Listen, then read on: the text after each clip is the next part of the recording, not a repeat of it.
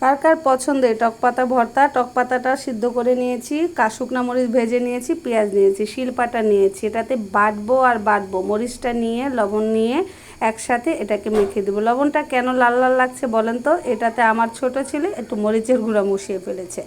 এখন মরিচটা বেটে টক পাতা, সিদ্ধ করা টক পাতাটা পাটায় নিয়ে এটাকে বেটে নিই। ভর্তা সবাই বানাইতে পারে, কিন্তু টক পাতাটা আমি দেখিয়ে দিচ্ছি। এটা আমার খুব পছন্দের, অনেকে খায় না, অনেকে পারে না, অনেকের পছন্দ না, কিন্তু যারা পছন্দ না তারা একটু খেয়ে দেখবেন। এটা আমার বাচ্চারাও অনেক পছন্দ করে। তারপরে আবার ভর্তাটা বানানোর শেষে পাটা মাখা ভাত, পাটাতে একটু ভাত নিয়ে তাদেরকে একটু মেখে দিতেই হবে। সাথে আছে আরেকজন, সেটা হলো আমার শাশুড়ি মা, সেও পাটা মাখা ভাত আমার সাথে খেতেই হবে, মানে তারও খুব পছন্দ। বাটাবাটির পরে আমি পেঁয়াজগুলো দিয়ে দিচ্ছি। পেঁয়াজটা আমি এভাবেই দিয়ে দেই। দিয়ে দেওয়ার পরে সুন্দর করে বেটে মেখে এটা আমি দিয়ে দিচ্ছি। দেখেন আমার ভর্তাটা প্রায় বানানো শেষ।